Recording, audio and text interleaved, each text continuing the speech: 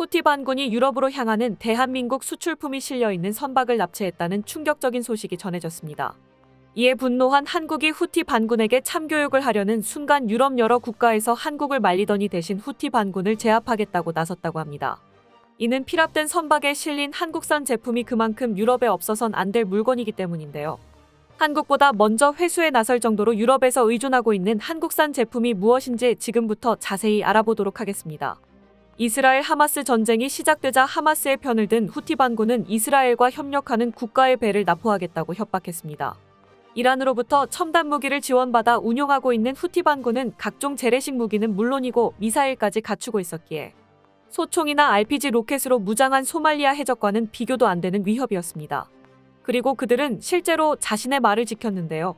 문제는 이스라엘과 관련된 배들뿐만 아니라 그냥 지나가는 배들까지도 무차별적으로 납포하기 시작했다는 것입니다. 아무 배나 붙잡아 놓고 이스라엘과 관련 있다고 우기며 포로로 잡힌 사람들의 몸값을 받아내는 등 말 그대로 소말리아 인근에서 해적질을 하던 이들과 똑같은 모습을 보이며 세계 여러 국가의 심기를 건드렸습니다. 이에 분노한 유럽과 미국은 후티 반군에게 엄중한 경고를 남겼습니다.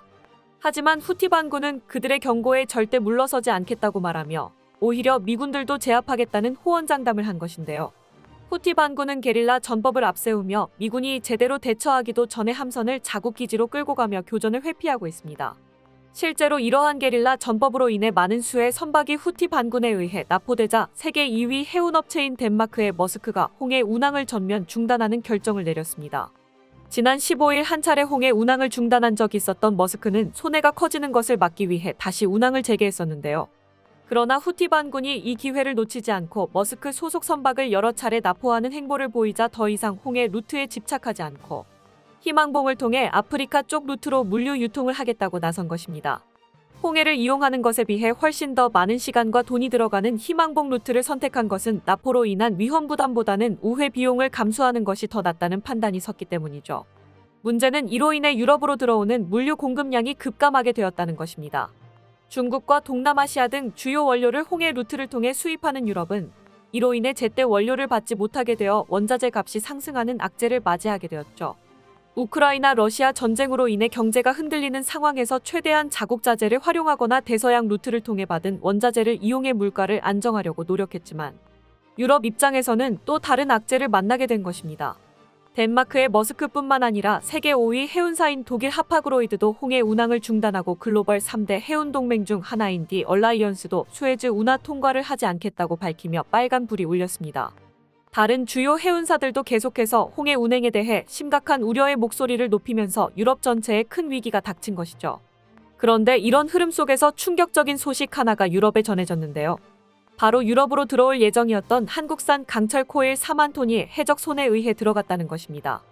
포스코에서 생산된 강철 코일 4만 톤은 불가리아 벌크선 MV 루에노에 실려 터키 겜닉항에 도착할 예정이었습니다. 현재 파이프 제조업체와 완성차 업체에서 수입한 철강이었기에 절대 늦어서는 안 될 화물이었습니다. 제 시간에 도착하지 못하면 전체 생산 스케줄에 지장이 가는 것은 물론 유럽 산업 전반에 영향을 미칠 수도 있는 일이었죠. 현재 유럽은 철강 수요가 대폭 증가한 상황으로 우크라이나 러시아 전쟁으로 인해 군수 물자에 들어갈 철강이 지속적으로 대량으로 필요한 상황이지만 이를 공급할 안정적인 수급처가 부족한 상황입니다. 원래 유럽에서는 중국산 철강을 수입하면서 수요 공급을 맞췄습니다. 값싼 중국산 철강을 수입해서 부족분을 메꾸는 방식으로 중국 의존의 수입을 지속해왔었습니다. 그러나 이유가 탄소세와 더불어 친환경 정책을 도입함에 따라 중국의 철강 수출에 차질이 생겼습니다. 친환경적이지 않은 방식의 노후화된 철 생산 방식이 많았던 중국이기에 EU 기준을 만족시키게 하기 위해서는 대대적인 인프라 교체가 필요했습니다. 게다가 중국 정부에서 철 생산량 조절을 민간 기업에 주문했는데요. 다소 과한 생산량으로 인해 철 가격이 하락함에 따라 민간 업자들의 마진이 제대로 보장되지 않는다고 판단한 중국은 억지로 철강 생산량을 하향 조정하라는 주문을 하게 됩니다. 그 결과 중국은 노후화된 인프라 교체, 강제적인 철강 생산량 설정으로 2023년에 비해 2024년 생산량이 줄어들 것이 예정되어 있습니다. 유럽 입장에서는 과거보다 더 철이 많이 필요한 상황인데 중국에 의존할 수 없게 된 것이죠. 그로 인해 유럽이 눈을 돌린 곳은 바로 대한민국이었습니다. 포스코 강철은 세계적인 수준으로 품질 면에서 압도적인 위치를 차지하고 있는데요. 유럽이 중국 철을 이용한 것은 어디까지나 값이 싸기 때문이었지 품질 면에서는 한국과 비교도 되지 못한다는 것은 유럽도 잘 알고 있었습니다. 그런데 중국산 철강을 제대로 수입하지 못하게 되자 품질 면에서도 그렇고 공급 면에서도 안정적인 한국에 눈을 돌리며 포스코와 협력을 약속하는 모습을 보였죠. 그런 가운데 유럽이 받기로 되어 있었던 포스코의 철강 코일을 후티 반군이 강탈해가면서 한국보다 유럽이 더 분노하게 된 것입니다. 반군들 때문에 철강 공급의 차질이 빚어지면서 유럽 국가들 사이에서 후티를 가만둘 수 없다는 목소리가 높아지며 미국의 요청에도 엉덩이를 붙이고 있던 유럽 열강 해군들이 움직이기 시작했다고 합니다. 유럽은 미국과 함께 공동전선을 펼치기로 결정했고 미국은 변형의 수호자 작전 창설을 발표했습니다. 캐나다, 영국, 프랑스, 이탈리아 등 주요 유럽 국가와 미국이 참여한 이 작전은 다국적 연합해군을 결성하여 홍해를 이동하는 선박을 보호하는 대규모 군사 작전인데요.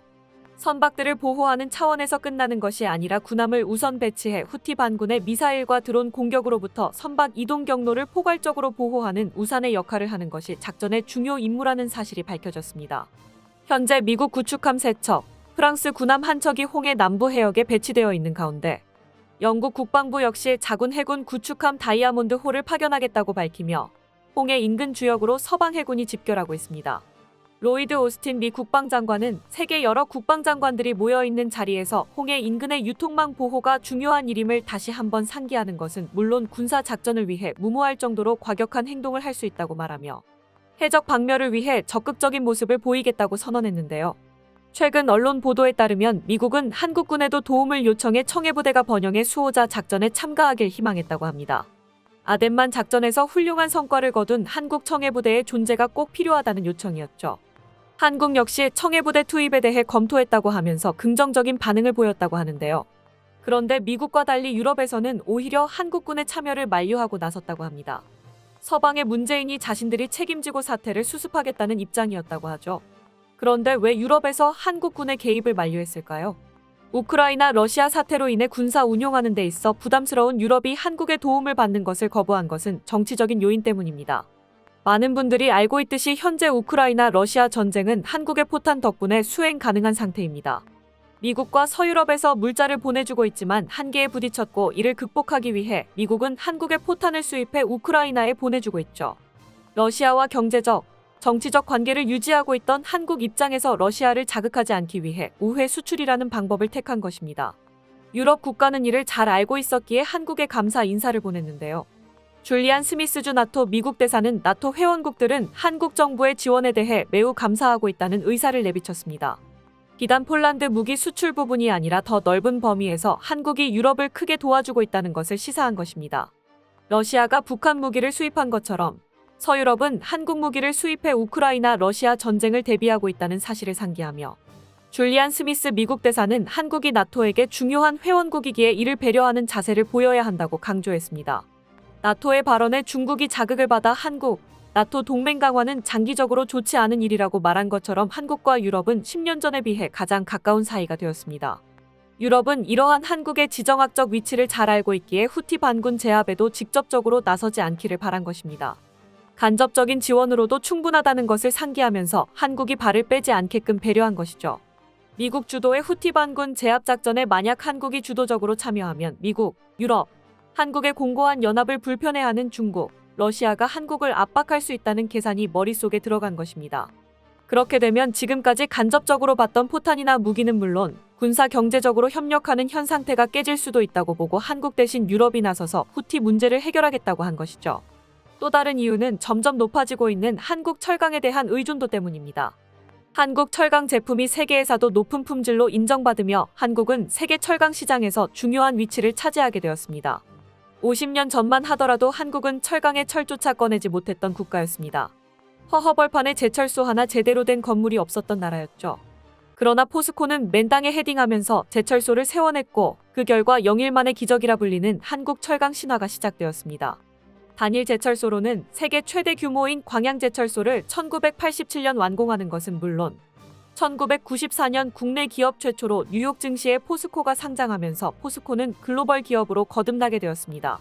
이러한 포스코의 역사는 미국 스탠퍼드대 MBA의 교재로 활용될 정도로 세계에서 손꼽히는 성공 신화로 기록되었습니다. 포스코는 혁신을 거듭하며 그동안 한 가지 방법에 집착하던 방식을 버리고 여러 공법을 개발하며 세계 철강 혁신을 여러 차례 이뤄냈습니다. 가장 대표적인 것이 파이넥스 공법과 최근 개발 중인 하이렉스 공법인데요. 오래전 고로조업 방식을 채택한 영국과 여러 서방 기업은 고로조업 방식에서 벗어나지 않았습니다. 문제는 이런 방식에서 발생하는 대량의 탄소는 환경 오염에 큰 영향을 미쳤습니다. 탄소를 줄이기 위해 여러 방법을 동원했지만 뾰족한 방법이 없었죠.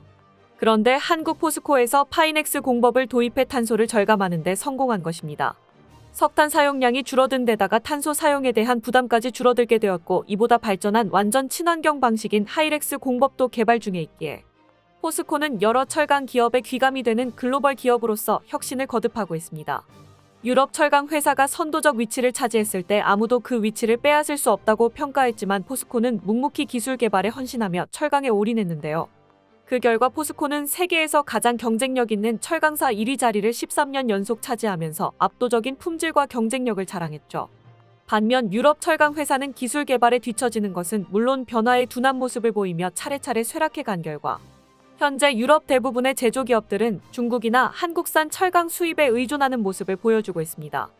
철강 분야에서 압도적인 1위를 유지한 덕분에 대한민국은 단순히 금전적 이득을 넘어 국제 분쟁 상황에서도 피를 흘리지 않을 수 있게 된 것이죠. 자랑스러운 대한민국 철강 사업이 계속해서 압도적인 기술 1위를 유지하길 바라며 원재료 가격 상승으로 인해 잠시 주춤했던 철강 사업이 내년 2024년에는 화려하게 꽃피길 기원해 보겠습니다. 끝까지 시청해 주셔서 감사합니다. 도움이 되셨다면 좋아요를, 다른 이야기도 궁금하시면 구독을 눌러주세요.